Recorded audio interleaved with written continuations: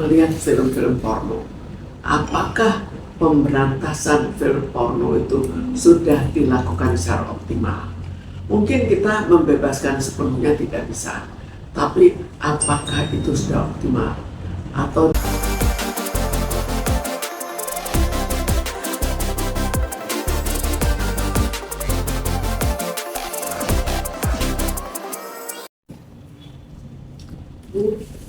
tapi banyaknya kasus pelecehan seksual di kalangan remaja, bahkan anak di bawah sebagai seorang psikiater itu seperti apa sih? Sekarang kita lihat banyak di antara mereka melihat film-film porno. Apakah pemberantasan film porno itu sudah dilakukan secara optimal? Mungkin kita membebaskan sepenuhnya tidak bisa, tapi apakah itu sudah optimal atau dibiarkan saja? Jika di sekolah, biasanya di sekolah kan mereka nonton film porno.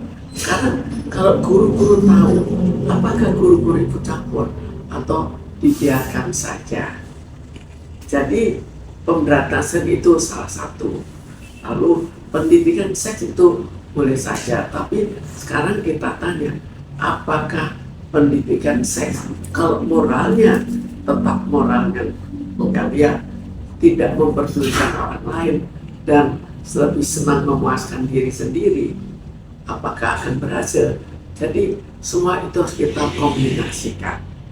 Agama pun boleh, tapi agama bukan agama ilmu agamanya, tapi tingkah laku agamanya itu jauh lebih perlu.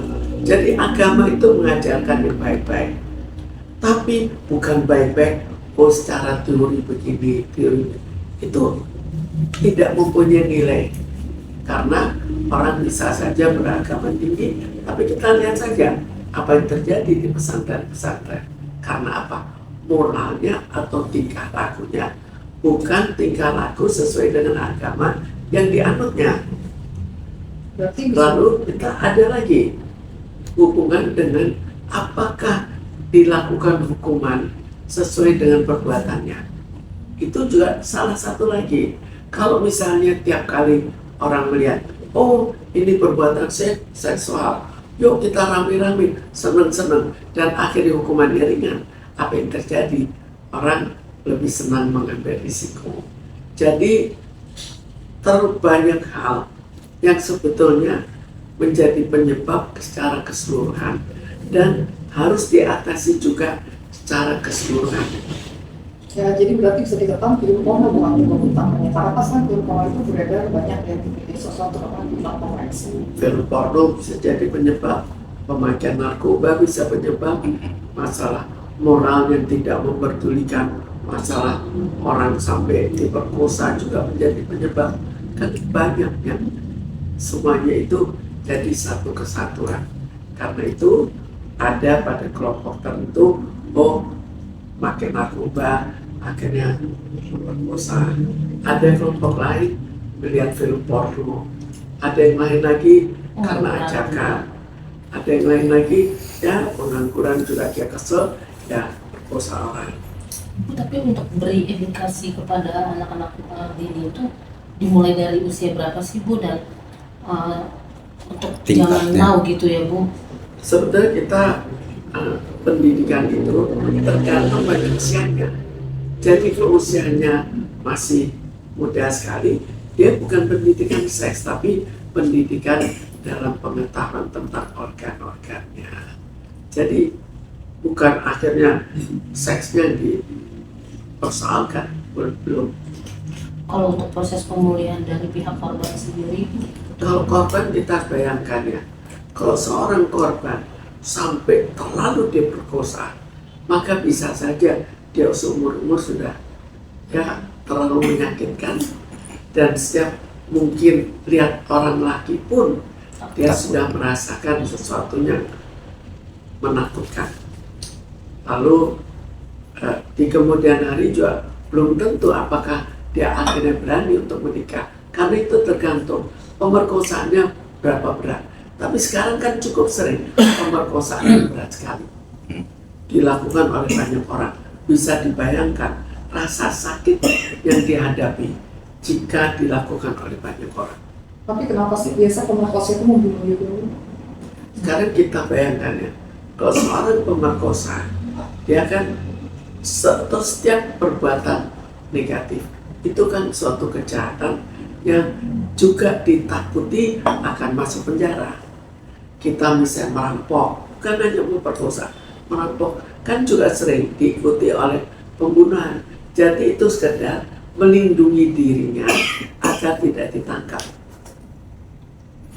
Bu, tapi kalau kan kita juga dengar nih Bu, maksudnya menurut Ibu nih, perlu nggak sih Bu, maksudnya undang-undang anak itu dikaji lagi untuk benar-benar untuk kasus yang seperti ini gitu Bu? Soalnya Sekarang kalau kita lihat situasi sekarang, di mana anak-anak remaja sudah bertingkah laku seperti orang dewasa dalam hal negatif ya, dalam hal pembunuhan.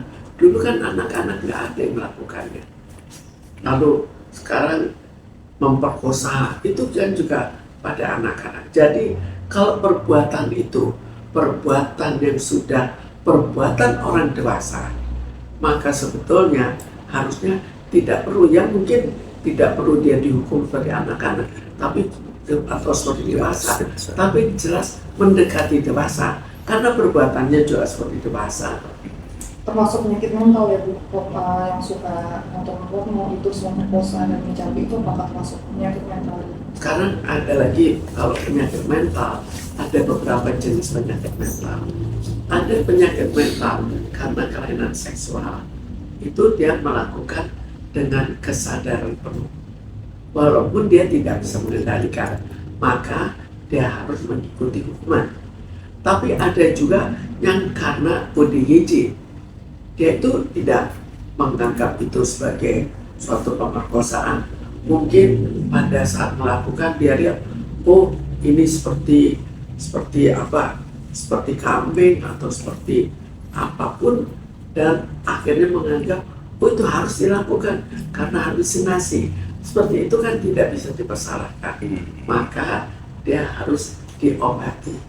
Ibu sendiri melihat banyaknya kasus seperti ini, tapi kebanyakan terjadi di daerah. Itu karena kurang dari segi pendidikan. Kasus seperti Sekarang apa sih? kita lihat ya, tempat kejadian. Jelas tempatnya akan lebih mudah terjadi pada tempat yang sepi.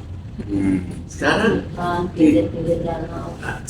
ya pinggir danau, tempat yang ya cukup nyaman, akhirnya mereka senang.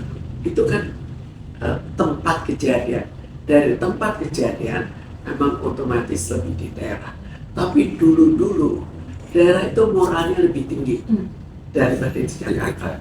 Jadi kalau dulu dengan moral yang tinggi, walaupun ada tempat yang nyaman, tapi mereka tidak melakukan. Tapi sekarang moral di daerah pun sudah rusak. Jadi bukan hanya di Jakarta. Jakarta mungkin mendahului, tapi di daerah pun juga sekarang sudah rusak. Mereka juga sama-sama merasakan kesulitan ekonomi yang pada saat ini menjadi salah satu faktor penyebab utama. Tapi kalau untuk si korban yang terakhir, si pelaku yang terakhir ini kan di dalam kasus Palembang ini, bahwa tiga pelaku ini tidak ditahan tapi lebih ke rehabilitasi, Bu. Sebetulnya kita lihat ya, dalam suatu keadaan di mana sudah terlalu parah, kalau dulu itu sistemnya diberikan contoh. Sekarang kita lihat siapa yang tetap akan melakukan tindakan-tindakan yang demikian parah. Tapi sekarang kan contohnya adalah contoh di mana orang itu sebagian tidak dihukum. Kan cukup sering kita dengar tidak dihukum, sampai anaknya sudah mentalnya sudah jatuh, sudah malah fisiknya jatuh, masih dibiarkan tidak dihukum. Itu contoh-contoh yang sangat negatif, yang banyak diikuti dengan mudah oleh orang-orang yang memang moralnya kurang baik.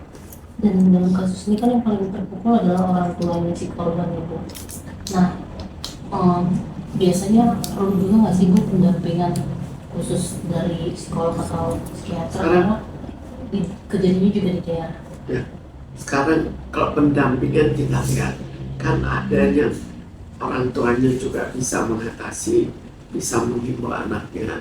Ada yang keadaannya terlalu berat sampai tidak teratasi. Di situ perlu pendampingan. Tapi kalau misalnya dia bisa mengatasi, ya tanpa pendamping pun tetap bisa. Jadi tergantung orang tuanya, tergantung anaknya, tergantung beratnya.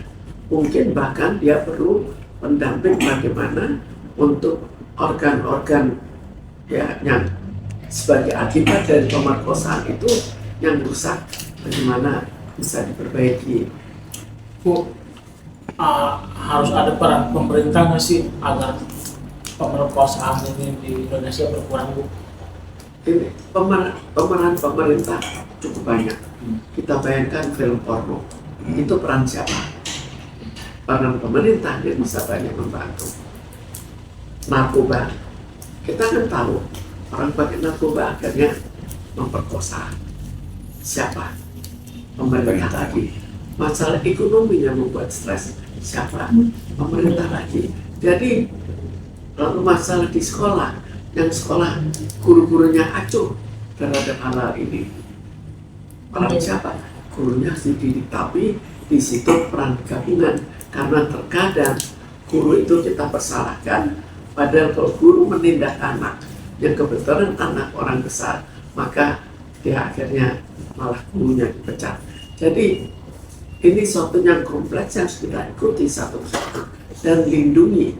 Siapa guru yang mau mengatasi, kita justru harus mengapresiasi.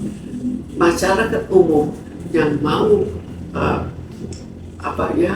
memisahkan misalnya pertengkaran, melakukan pelaporan, itu juga dilindungi. Jangan seperti sekarang orang ketakutan, lapor takut malah dia yang kena.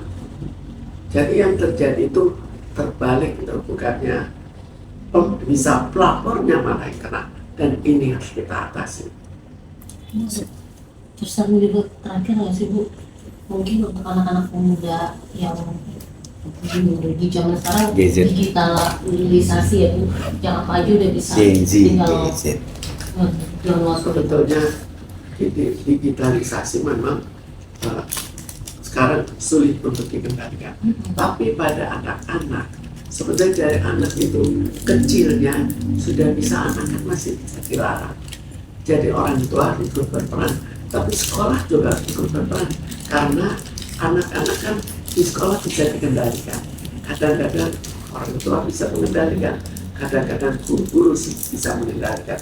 Jadi kita kembangkan semua kemampuan guru, kemampuan masyarakat pun itu perlu sekali untuk ikut mengendalikan. Masyarakat sekarang kan sudah individualistik, di daerah pun sudah mulai individualistik. Sekarang apakah masyarakat berani kalau terjadi pemerkosaan dia bertindak? Juga seringkali tidak berani, dan ini harus dikembangkan. Jadi ya kasarnya kita harus memberikan perlindungan dan memberikan reward pada masyarakat yang mau ikut melaporkan atau mengatasi kejadian-kejadian ini, atau melaporkan secara bersama-sama.